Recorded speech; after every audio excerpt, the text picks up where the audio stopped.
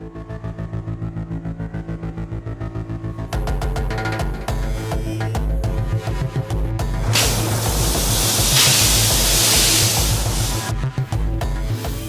so I'm here today with Chris Alexander.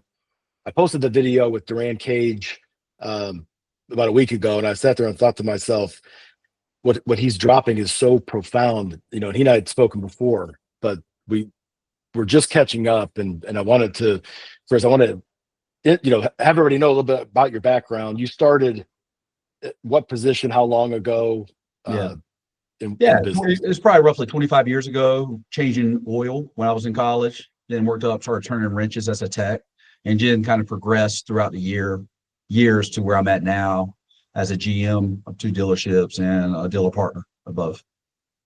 And that was about a year and a half ago. Yeah, I made that transition not by choice to a degree, out of desperation, Joe Marshall, but got me out of my comfort zone. But it's been a good move because we've learned a lot so far. We've been very fortunate to have some success with this. And the team's benefiting from it. So a year and a half ago, you were selling how many total units, and you're selling how many today? So Ford was probably averaging 18 new per month. Hyundai around 40 be a real number. Now we average about 150 to 160 new, and Ford's averaging about 60 new. And then used, we have about a 25-day turn on used. We're tracking right now. We're tracking 170 at Hyundai, and we're tracking 90 at Ford. So our goal is 500 each month now. So we'll get into that in terms of Yeah. expanding somebody's mind and their expectations. But the first thing I want to open up with before we get into service drive, because I got some questions about some of the things that I want to, peel apart that you were talking about on that last interview. But specifically, before you get started with anything with service drive or I wouldn't even say that service drive is the number one thing that I'm interested with you. I would say it's your perspective on change management. Yeah. Because with your perspective, what you're talking about can be applied to any part of the business. Just looking at it in the steps. One of the things I find is that the biases and the way that people look at the world is kind of tainted. So how do you address that with the salespeople, the managers, the customers? Like how do you think about that? Yeah, so that's a good question. Yeah, so that's something that I feel like just trying to look at things. You have controllables and non-controllables, right? And we all say this. It's kind of like a TED Talk kind of conversation, but let's just point it from sales biases. Or they're tire kickers, or they only want to be 300 a month, or they have bad credit. And it's great because yesterday I got a perfect example to relate to that. They got negative equity, and based on what we feel is profound or not, is basically if it's a car deal or not, right? So yesterday I went up front very shortly to address a salesman who wasn't following up on his leads correctly. We don't do a BDC. Our sales are held accountable. They do a code video. We'll go into that at a different time. But as I'm up front, a young lady, DoorDasher, walks in, and one of our policy is any DoorDasher comes in, we give them a free oil change. And, DoorDashers at dealerships, what is that, 12 times, 15 times a day? And our goal is to tip them really well. Well, it happened to be, I met her at the door. She had her food. Her name is Tina. And I said, here, I'm going to thank you so much, Tina. Grab the door for her like we asked and say, here's a free oil change. She said, oh, my car. She said, Chris, thank you, but my car engine's blowed up. I'm actually renting a car. I said, no way, Tina. I said, we could help you with that. She says, well, I had to buy here, pay here. I said, Tina, if you got 10 minutes of your time, I would love to assist you. We could get your information. Sure enough, long story short, she bought a new Elantra the next day. Okay, that's just one. 10 minutes. Those are the stories I love about this business. Yeah. Literally, Brian, right after that, got done training. There's about 10 minutes later, grabbed the door, walked outside. There's someone looking at, we have a Spotlight dually. We do a custom upfit where we lift trucks, and they were out there, 2 cars, went out. My manager said, hey, salesman, go there. I said, nope, I got it. Let me take a up. 2 rundown looking cars, 3 kids in the back, not your typical, if you're prejudging the situation, it doesn't look like a car deal. It's a $70,000 truck the guy's looking. No offense to the gentleman, kind of look hardworking guy, didn't have her teeth, whatever. But just introduced myself, shook his hand. And he's looking at the truck, and he said, what's this? I said, 70,000. He said, oh, okay, yeah. His wife introduced. Now we have so one thing we have to do here, if there's a kid that comes on my lot, service parts or whatever, they get Hot Wheels. And this is a way you bring And I told the salesman to stay back, build a conversation, build rapport. And it wasn't about me selling a car. It was me about to get to know the customer. Things there might be a Jeep. Long story short, got them inside. They end up buying a brand new venue. So the question is, they come in looking on a diesel. They come in this, but we changed their life because they were 500 Beacon, by the way. They gave me a hug when they left. Thank you so much. The wife changed their life. Yeah. In a matter of 45 minutes, this is a factual story. You guys will tell. I wasn't on the floor for more than 45 minutes. We picked up 2 new car deals just like that. I said, we just get lucky. But my question to my team was, and I brought the salesman in that I was training who was going to take who else. And I brought him in this morning. I said, what did you learn from that yesterday? Or it was the day before yesterday. We sold the car. That's the moment that doesn't happen enough in a car dealership. Right. Right there. Because we don't see value in that. All we see the value is in the car deal. But what I ask my question is, how do you get to that point? And what I'm hoping I hear from my team, and my leadership is first, though. Understand, Brian? It's not my salespeople. You got to get leadership. It's not saying, well, we closed the deal, we got a car, we needed that unit, we were able to get the deal done. No. You didn't see a situation based on the car deal. You saw as an opportunity, just a person who's on your lot, and you got to address, because we prejudge the biases of this business. And we've been saturated with predetermined everyone, like in F&I. That was one you've done F&I for a long time. I did F&I for a very short time. But the whole reason you don't hold PVR is because we try to do a quick needs and analysis based on what we're trying to get out of it, not for the consumer. And then we try to hard close you or be gimmicky and then say, oh, well, the customer just don't want to buy. I always told my team, if the customer doesn't buy, it's not because they're not willing to buy. You just didn't invest enough time to show them what the value is. You said something very interesting on the last podcast. You said something along the lines of, if the audience isn't receiving the message, then maybe the messenger needs to change the way they're delivering it, or something like that. Yeah. So this is great. So I always put the audience, I said, for leadership, I said, we have a choice. This is how dealerships work. And I believe in our business, because we do see success very easily. We don't have to be educated. We could just be very good with words, have a little swagger, whatever, markets. It comes very easy, but it's not what we really want. So I take the audience as the employees, and I take the messenger as the person on stage. What is easier to replace, the audience or the messenger? Well, I ain't going to replace the messenger. Then the messenger needs to go behind the curtain and find out how to deliver the message differently. Because it's all about the performance. Because what the whole point of a performance is engagement from the audience, right? So what do we want to do? Oh, if you don't like my message, we'll just replace the audience. Well, how hard is that? This is where we go to retention and turnover of employees, right? And how do you fix that? Well, our perspective, our biases, or the way we look at employees has to be from an open-minded standpoint, not based on what we've been trained or saturated with, because we see certain flaws that we don't agree with, and we use that as judgments of who we think we have, of not the flaws they actually bring. And that's why I believe what's happened in our business, right? How many opportunities you think over the years, if your salespeople could go in and did not know anything about the car business other than saying, hey, I'm Brian, just love to let you know a little bit what I could do, and just even stutter, just be authentic, because realness is more contagious. And authenticity, right? Sells.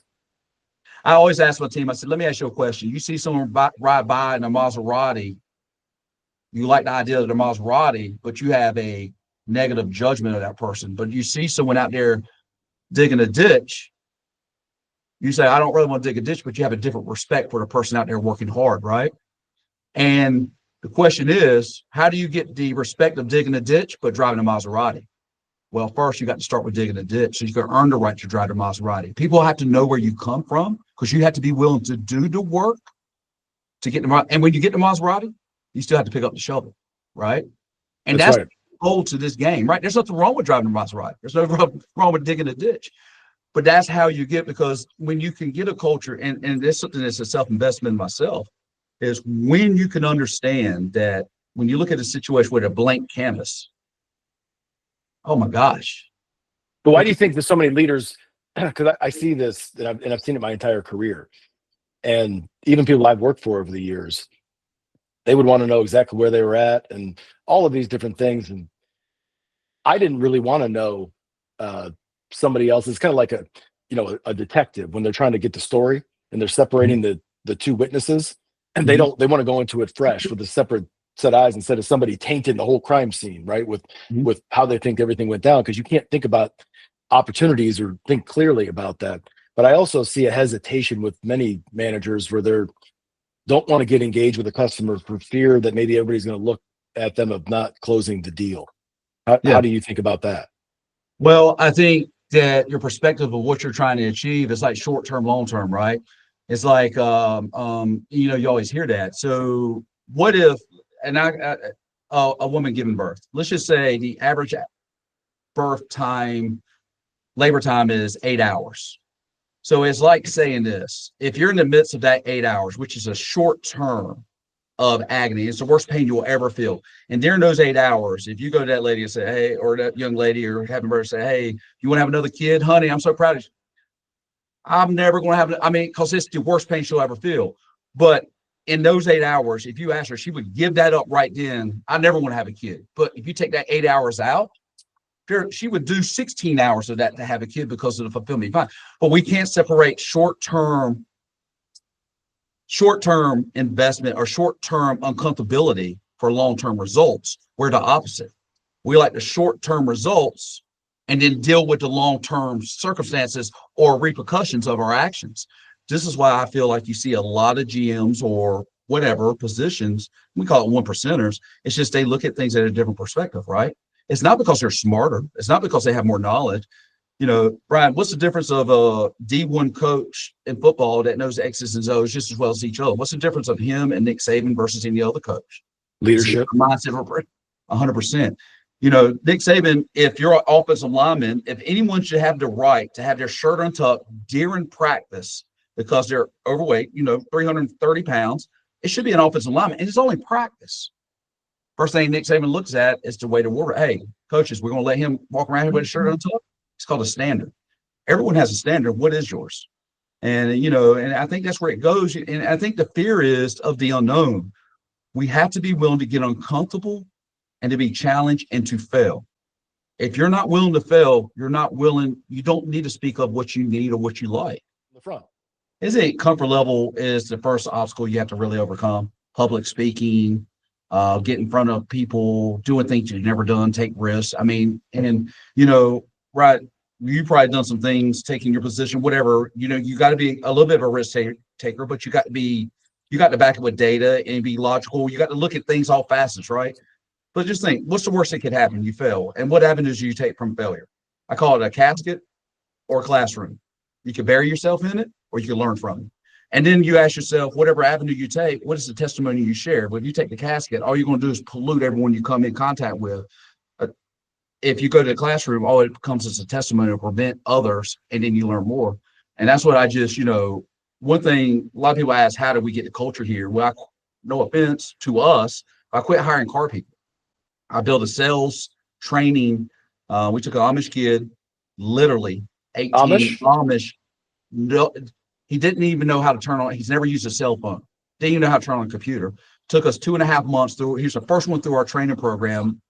3 months after I took over, we built this program in the back, just learning. Talk about a blank slate.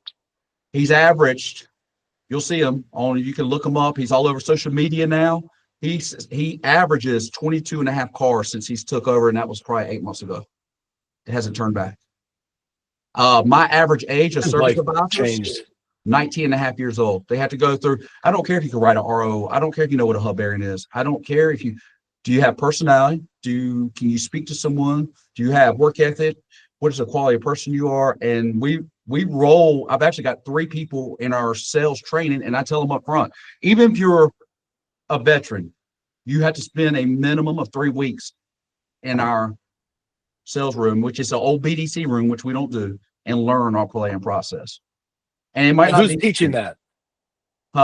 Sam. He was an ex F&I, ex GM, ex desk person, and was a car salesman for me. Was just when I come on, had everybody kind of a bad attitude. Great guy though, just didn't have purpose or direction. People become what their environment is, and it's called hope. When you don't have anything to look forward to, and you've never seen direction. And he's probably 45. Man, he's my biggest advocate.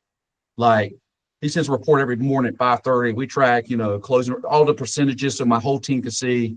I send every number of all aspects of our business, but those are just measuring tools. But so few people will go through the pain of making somebody go through that for 3 weeks, because I might lose somebody, or the fear of loss and that short-term thing like you're talking about. And so I think I already know the answer, but since you took over, what was the employee turnover rate versus what it is now, or retention rate, or what's that look like? Because a lot of people are going to sit there and say, man, I don't have the money to pay a guy like that. Chris might be, because he's selling all these cars, right? But I can't afford to do it. So there's a cost of turnover. Well, so how do you quantify it? When I took over, it's the first time these two stores lost money, and we had $17 million in used inventory. The average inventory car was a diesel. We had it had 110,000 miles, and there were diesel trucks at $40,000. That's all you need to know. It was our new car inventory was saturated at Ford. It was bad. I had F-150s that were close to a year old on average age, and we had it was bad. One thing we did have is fixed going a little bit, but the culture was decimated. There was nothing here. Didn't have money either.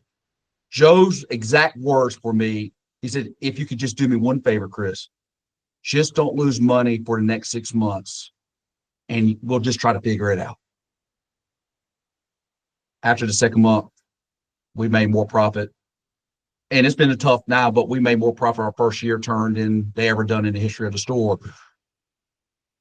There's an expense factor of that, but you can't build business based on not taking risks, but you got to be calculated and understand what is your vision, and this is what I'll share real quick.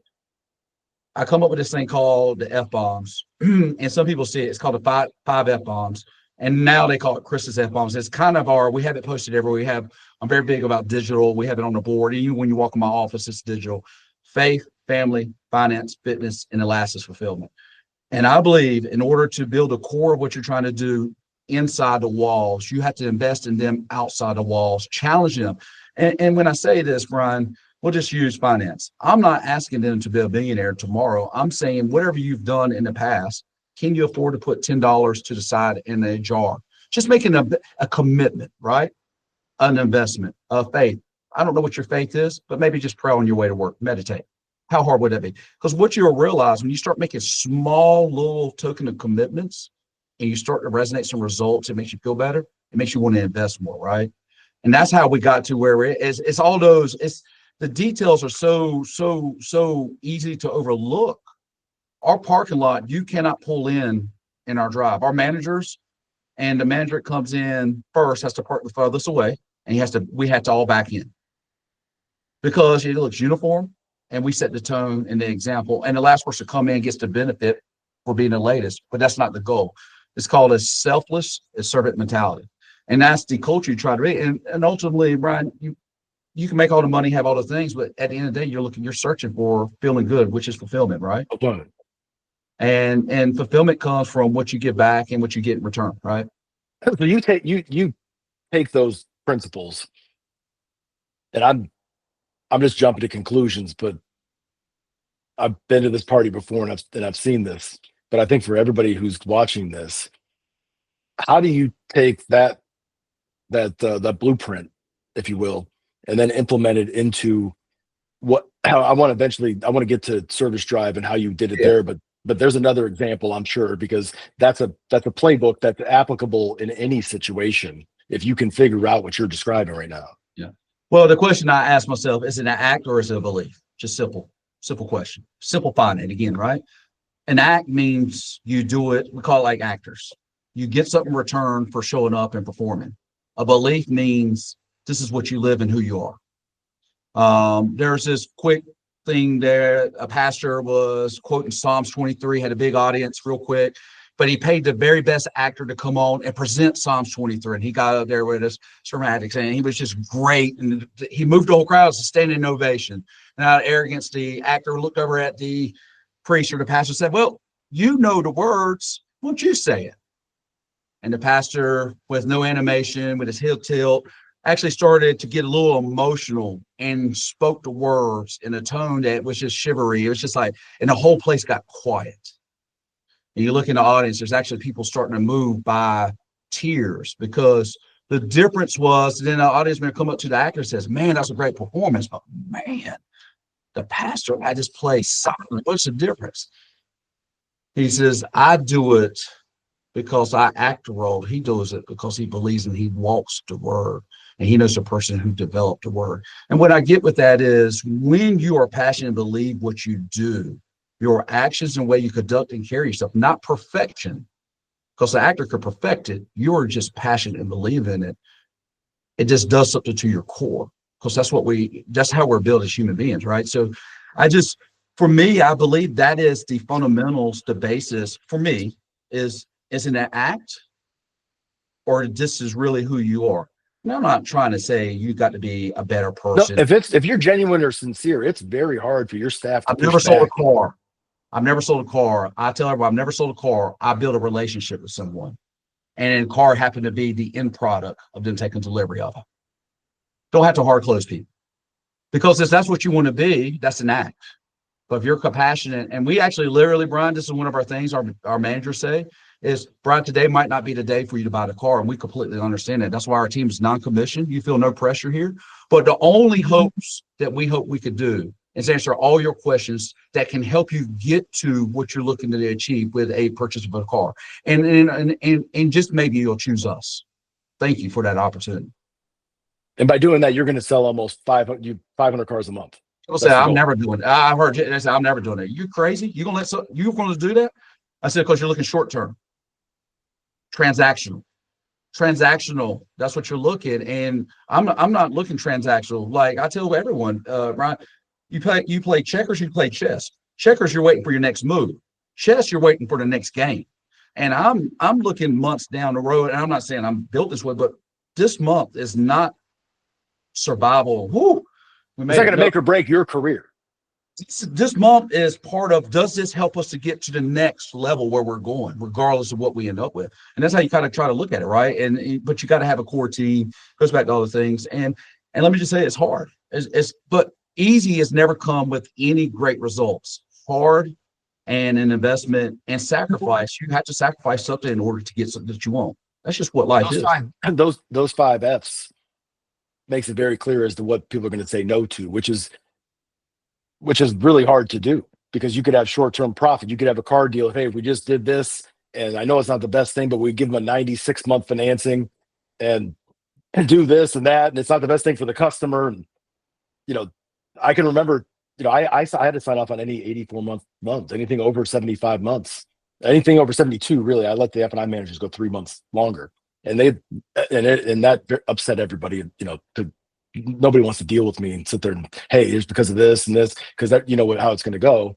Well, why didn't we do this? Because it's always skipping steps. And yeah, we probably should have done that, but we didn't. And there's always an explanation. So, but It drove everybody crazy. But I said, you take a look at the percentages of what's the retention of that customer coming back to us. It's less than 12% at 72 months. So what is it at 84 months? Single digits. So why would we do that?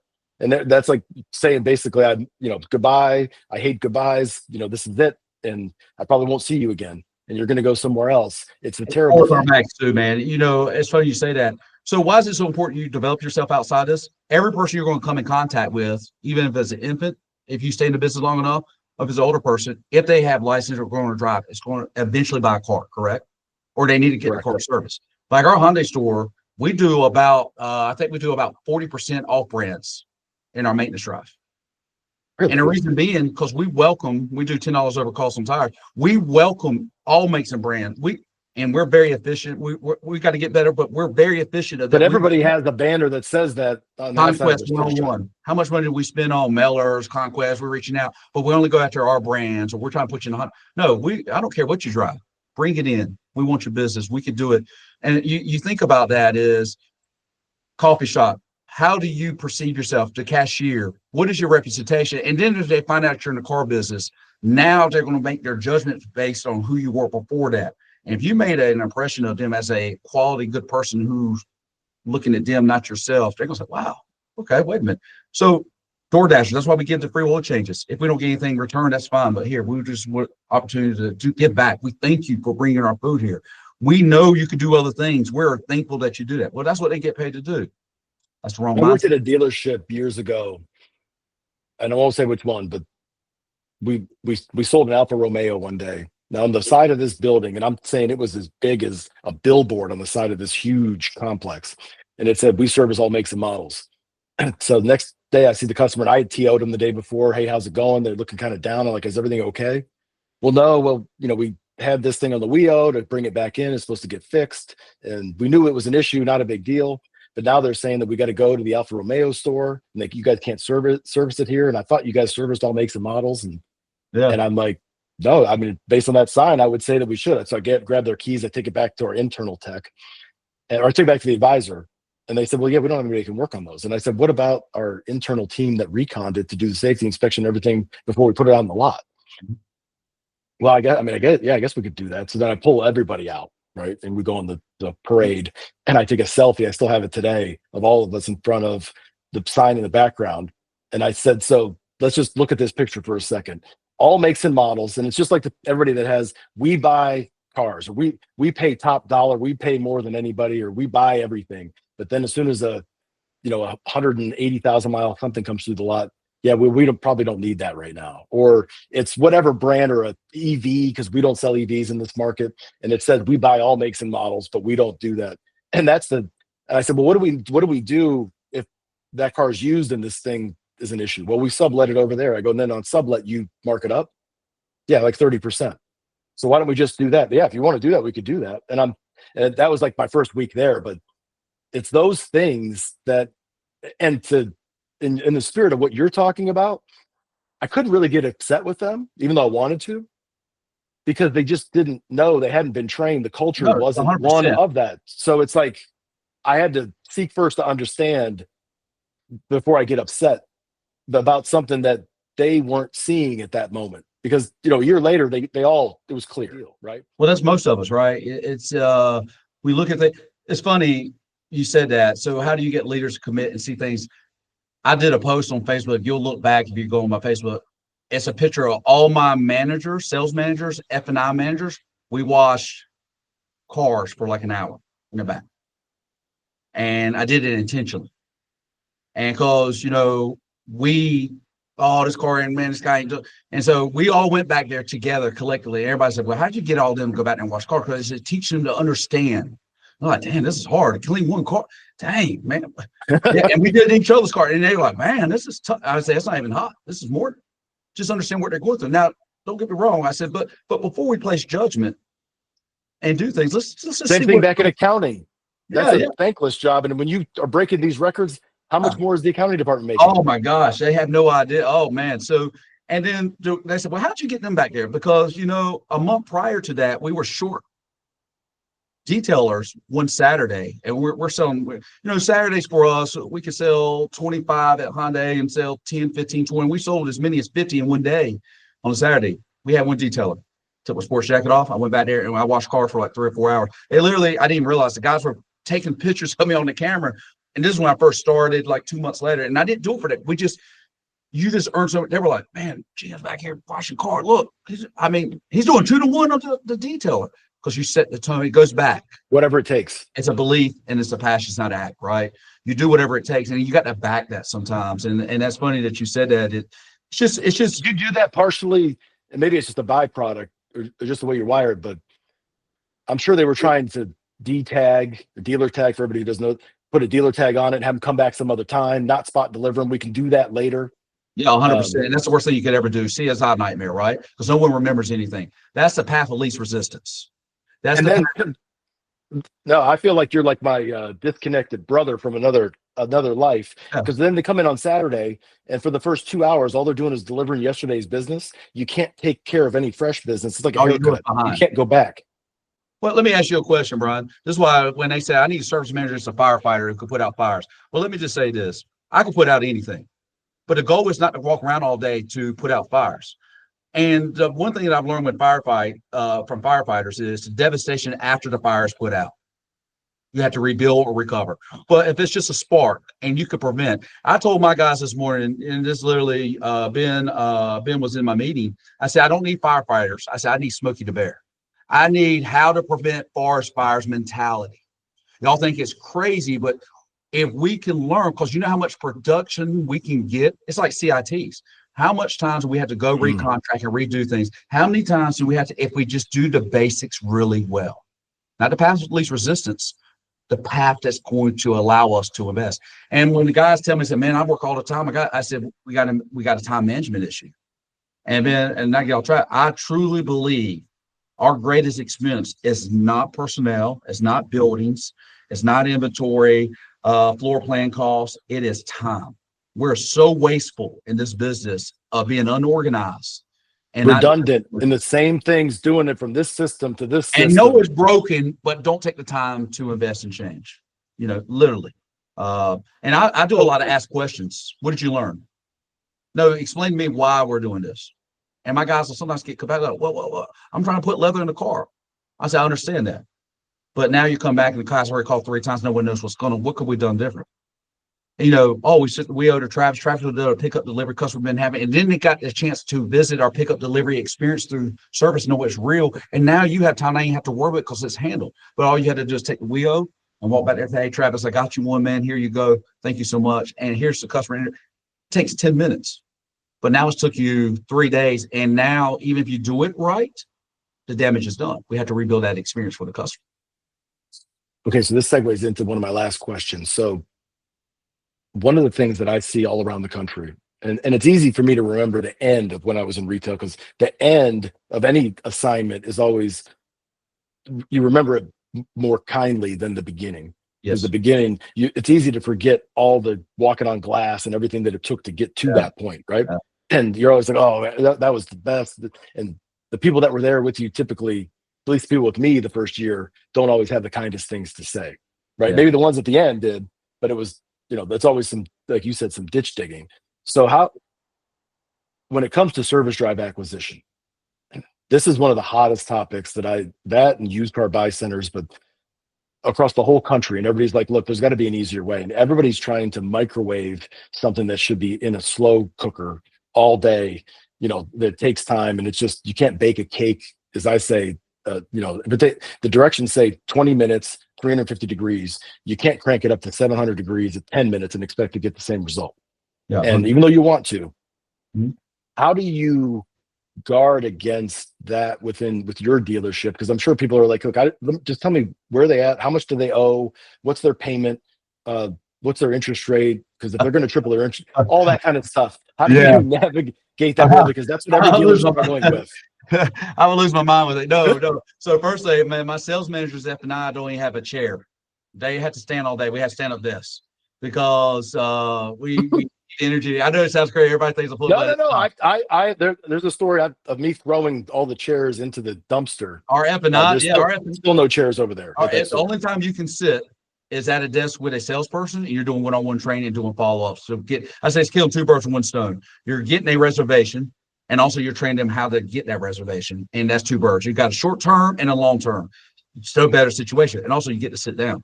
So, but I think you don't have no problem with that. Well, the acquisition and the service drive. They don't now, but I'm sure they did. Oh man. Hey. That day. Oh man, I got bad ankles and feet and all this and stand-up desk and da. And now it's a culture and a standard, right? No one knows. They couldn't imagine doing it any other way, right? I don't even realize there's an issue till people walk in and they're like, you got 4 F&I people standing in one office fixing dinner and they're coming out. I said, yeah. He says, your F&I people do TOs and do one-on-ones with training? Yeah. Well, our F&I team has to talk to 1 customer a day and say, in service. So does a manager, not to do nothing, no business, just putting a face with a name. Just say, hey, because the people watch. Say, hey, Brian, how you doing? Hey, I'm Chris Alexander, one of the sales managers. Didn't need anything. I just want to see how everybody was treating you. It's a beautiful morning. I just want to say hello. And have you bought cars before? No. Oh, well, thank you. And our service director does a phenomenal job. And if you strike up a conversation, but it's building that's that culture because people are watching, not just customers, but employees. That is the audience. You cannot have customer service without having employees bought in. We do it backwards. And then And we you're want to always on incentivize. stage. We want to throw money. We want to throw money and we try to strong arm. Our sales team does not do a follow-up call with any customer. But going back, acquisition. That's a topic. I can't wait to visit your store. We're not slaying this right now, but we do about Hyundai. We do roughly. Well, we were only doing about 400 CP units, ROs per month. Now we're up to 600, 700, and we're growing.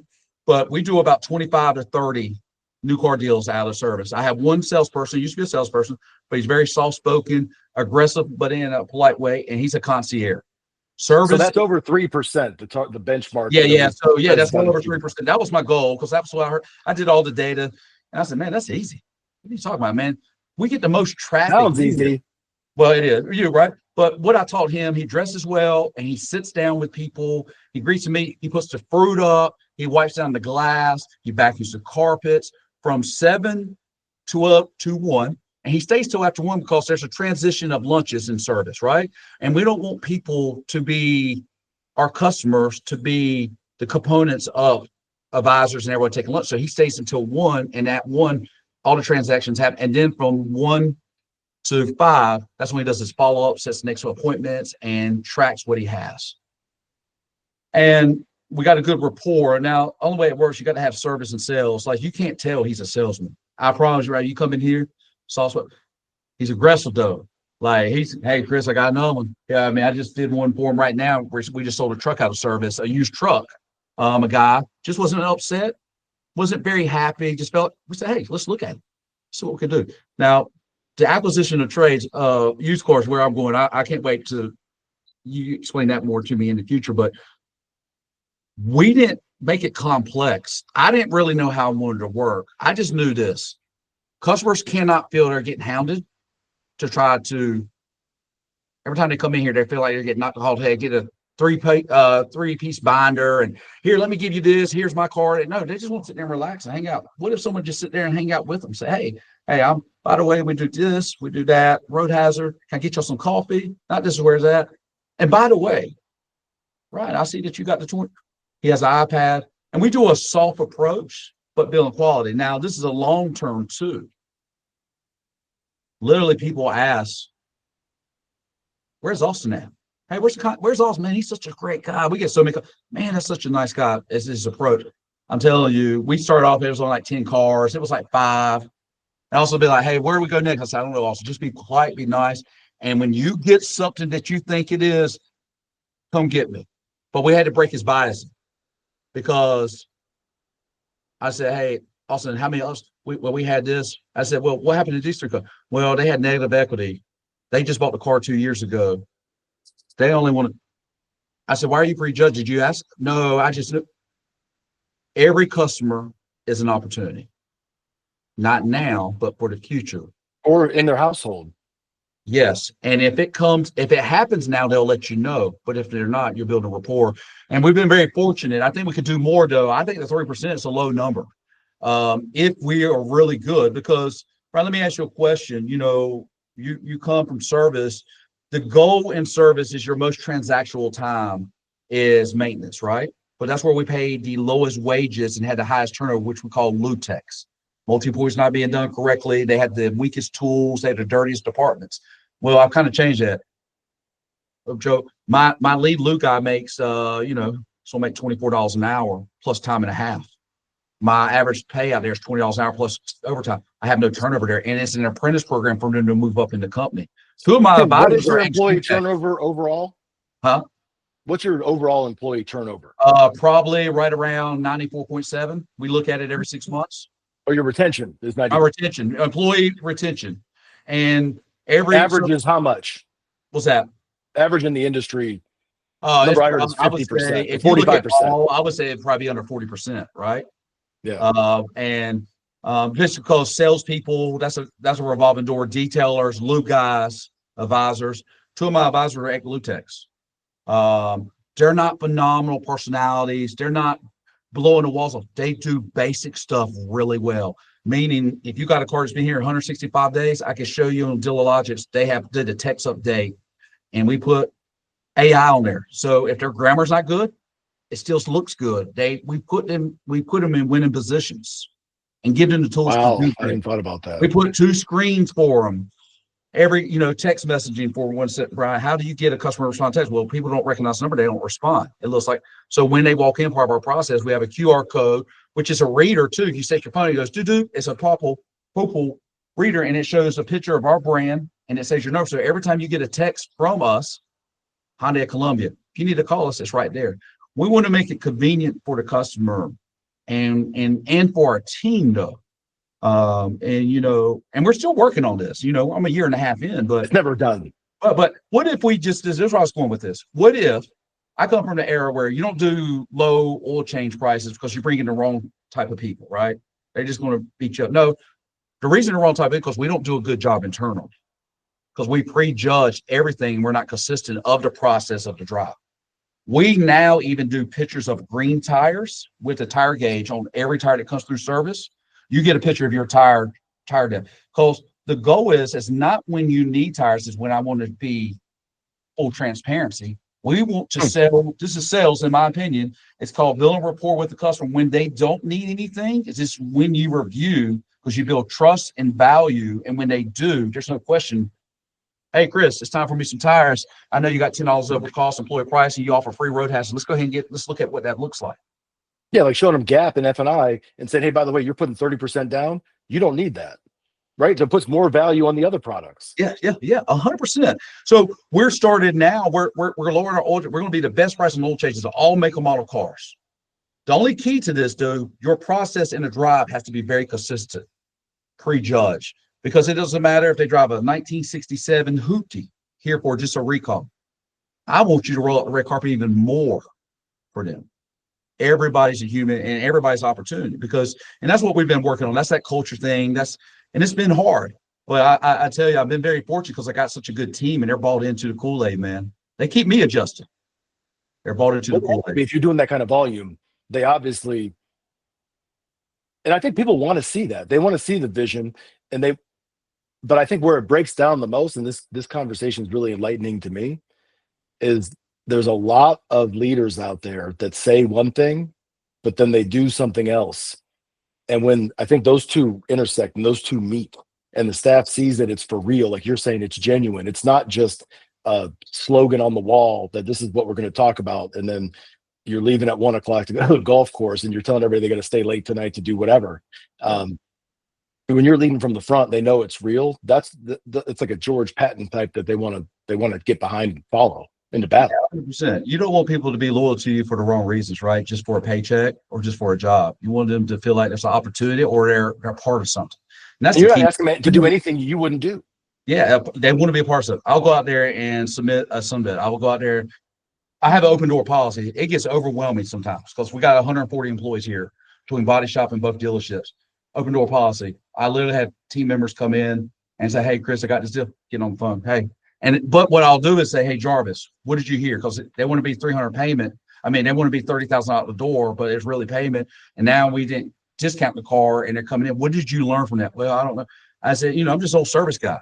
Because I said, but it's about building rapport and getting to know the customer of what their situation is and understanding why they're asking that question. Being oblivious to all the car biases of stuff that we think is important, which is not.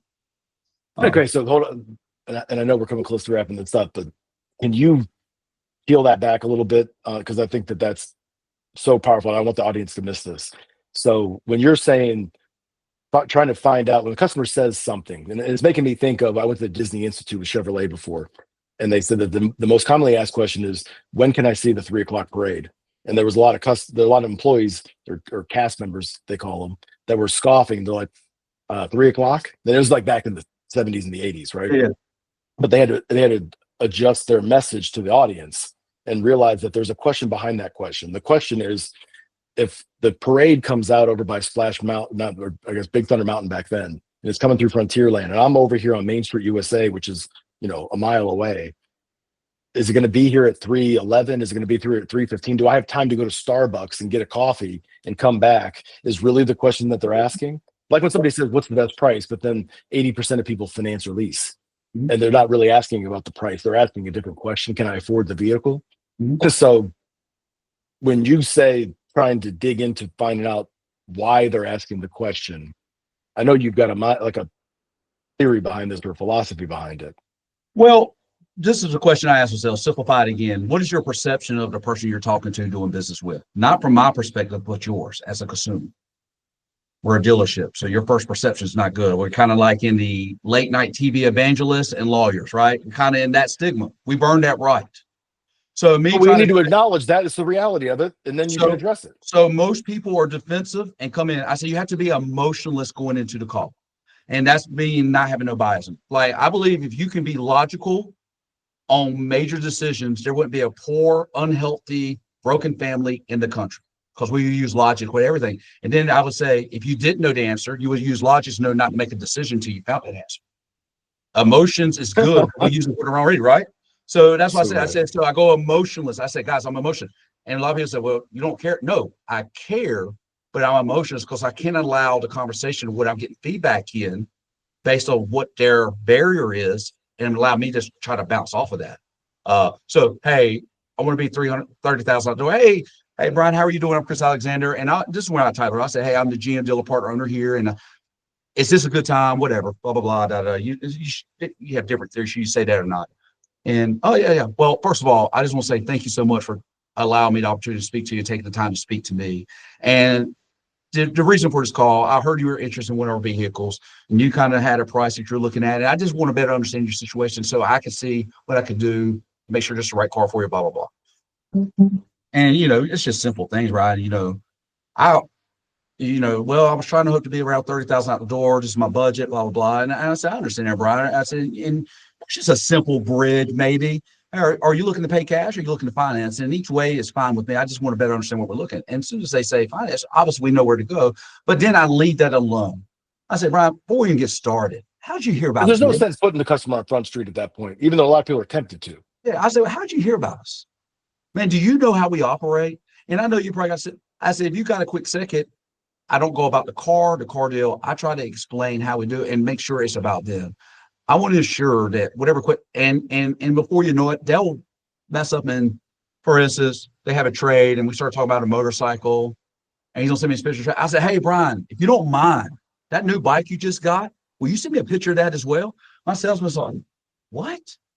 Dude, I used to ride a motorcycle, which I did. I said, dude, I'd love to see that bike. And then, oh yeah, man. The first response he got from me when he sent me the pictures of his trade and the motorcycle, I said, Brian, that motorcycle's phenomenal. I didn't know the technology. Man, I've got to see that thing in person. He was in our store within 2 hours buying a truck from us. We were $10,000 apart. I made it about the customer. That's just small, and you get that as well. But the only thing I love those stories, and that's actually what I love about this business, especially something like that. Last day of the month, it's like a storybook. And a customer leaving saying, I don't even know how this even happened, but they couldn't be any happier about it. The only thing this is what I try to train, and this will be really quick, and I know we're wrapping this up. Service is the easiest because no one comes into service there's nothing good about going to service. It's like going to the dentist. You're going to spend money. So this is what I train my service managers and my advisors and technicians. Tell me what you get in return for spending any money in service. Your car doesn't run better in most cases. If it's just getting maintenance, you don't see any changes to your car. You don't know if the oil's been done. You don't know anything. All it's cost you is time and expense, right? It's no difference in a dentist. But it's necessary to maintain good, clean teeth and help to maintain your car. What if this ever happened, Brian? This happens. Customer leaves out. They call. They're panicky. Hey, I just left out. Y'all just changed my oil. And now my check engine light is on. And it never been on before. And this is how we usually respond to certain. Well, ma'am, we didn't do anything. But all we did was change your oil, replace out the die. We don't do, I said, what if we did this, Brian? Oh, my gosh, Miss Susie, I am so sorry. First of all, are you okay? No, I'm not okay. I'm on sidewalk. Absolutely. How far are you away? I will personally come pick you up. I will assist you with tow. Anything I do need necessary. I'm not even concerned about your car. I'm concerned about you. How can I accommodate you, Miss Susie? I am so sorry. Not trying to validate we're not wrong, they're not right, right? Imagine if we approach every situation. It's kind of like what Amazon has figured out is customer service first, and then you got Walmart, who was price conscious first. Walmart tried to duplicate Amazon, and they're a larger retailer, but they couldn't duplicate it, even though they had the needs, the funds, the people. But Amazon their structure was based on if you call back, you didn't get your shoes or whatever. They don't ask you, did you check your neighbors? Did you check in the bushes? Oh, I'm so sorry, Mr. Alexander. Will it be okay to wait until tomorrow to 12? I know it inconvenience you, but is it okay that it'll be tomorrow by 4 and I get you a new pair of shoes there? Well, yeah, don't you want to know where? Oh, no. If you happen to find them, you'd be so kind of send them back. But no, my ultimate goal is to make sure you get your shoes. They don't say, well, you got a receipt on that? Hey, because Right. let me ask you this. The only reason we're that way is because there's a 2% of people who take advantage of situations, but we build 98% of our business, kind of like the walk around. We have our advisors looking for dings and dents because we're concerned that one car, a customer's will say we scratched it and it cost us $800 out of 1,000 cars we worked on. We're concerned about $800, but not. And most of the time, we won't empower employees to do that because it's too important of a job. Yeah, but the whole point of us doing the walk around is not to build rapport with the customers, to make sure they don't get us and say we scratched the car. Hey, you come in and say we scratched the car. I'm so sorry, Mr. Bryan. Well, we didn't do it. It's okay, Mr. Bryan. It would take me roughly about 2 days to get that done. If I put you in a loaner car, would that be sufficient? And I'll do a pickup delivery for you. I'm so sorry. Now, let's just say, Bryan, you took advantage of me. But if I have that mentality with every customer, now the other 999 customers are going to benefit of great customer service. You just described my philosophy on sight unseen appraisals. 100%. Let's go. That's pretty profound. I'm a Walmart shareholder. I actually see the future of Amazon getting comfortable and Walmart being the next disruptor because they got disrupted, then they got punched in the mouth, like you're saying. Yeah. I just had an experience because I just signed up with Walmart Plus because Amazon Prime is now taking days in some cases. And with Walmart Plus, I can get it the same day now. So now they're leveraging their infrastructure. And I think they overhauled their entire business and culture to not be as much of the, they still have everyday low prices. But I had a grocery delivery the other day because I've been getting, I'm actually falling in love with, I'm a big shareholder now because I see where this is going on that. And Amazon's getting so big. Walmart, you say? Shareholder Walmart Plus. Walmart Plus. I'm gonna take you up on that. So when you take a look to see what they're doing, the retention and they're becoming an innovator, even though they were the original big monolith deal or whatever, they've reinvented themselves, which I think a lot of the OEMs are trying to do right now. Ford, being a great example. But I put them to the test because I'm like, okay, they dropped off something, but it took a picture of it. It wasn't my house. It must have been one of my neighbor's houses. And as I'm sitting there and I'm looking at it, I complained about it. And I know how it is on Amazon. You can take a mattress and they're like, hey, no problem. And it was the exact same thing. No problem. We'll have something out to you in 45 minutes. Same grocery order. No questions asked. And I'm like, okay, this is for real. Because that's digital trust, which is what you're talking about. And sometimes the drain plug, was left or the cap on the on top of the oil, they didn't put it there. But you're supposed to put it on the spring, leave the hood open so it slams, and they don't do that all the time. And for whatever reason, that does happen. And then it's even worse when you tell them, hey, all we did was change your oil. And now you got egg on your face versus many times it might be the customer did something or put, gas. It doesn't matter what it is. It's, diagnose it over the phone. It's biased. The benefit of the doubt. It's going back to, we've been trained to be overprotective. It's advising. We think we know the business. We think we know people. We have to treat everything as a blank canvas and be who we are. And if there's 2% who take advantage of us, I'm gonna tell you right now, if I have a 90% success rate and a 10% fail rate, I'll take that all day. I think it's important for everybody on this call, especially like the sales managers and sales managers that are up and coming, to realize that, because a lot of the things you're saying, because I used to look at the world this way. I'd go to Sewell, Park Place, like all over the country, trying to figure out how are people like you doing what you're doing. And what I came to learn is it happens as a result of this culture that you're describing. And everybody go, oh yeah, that's great culture. We got a culture. But the culture you're doing allows you, if you quantify culture, which I do, you've got a 96% employee retention rate. The cost of turnover of, let's say it's 75 to 150,000, it's all debatable, but it is. You take that times 140 people at 40%, extrapolate that out. And when you have that kind of turnover, you can't afford to do Hot Wheels. You can't afford to do all the things that you're describing where somebody's going to go, I wish I could have my own trainer, but I can't afford that. Nobody's going to pay for that. Well, I bet you that their dealer would if they had a 96% employee retention on an annualized basis. Yeah, Because 100%. that frees up all kinds of other opportunities to where you can do those things Yeah. and you can give the customer the benefit of the doubt. And if you eat 2%, so what? But when you're fourth and 32 and you got 50% turnover and you're constantly training, if hopefully, and interviewing and just throwing stuff at the wall and you're reacting all the time. And as you're saying, you're in this firefighter mode. I think that my takeaway, and I gotta tell you, this is that other podcast that you did with Duran was very enlightening, but there's a lot of wealth of information. And I love these conversations because we didn't have these coming up in the business, right? To be able to hear people doing this No. and sharing this type of knowledge. I had to go knocking on doors and visiting other people and 20 group and it's extracting it out of them with a crowbar because it wasn't something back then that people shared very freely. This generation that's coming up has the wealth of information, and I learned a ton from you, and I know that the audience will too. So this is like a master class in terms of leadership culture. It's something that people should listen to a few times in a row. So I thank you for coming on, and I appreciate it, man. Thank you for having me, man. Thank you. I really appreciate it. I'm looking forward to coming out there soon. Absolutely, man. Absolutely look forward to it, man. Absolutely. Cool. Thanks, Chris. All right. Thank you so much. So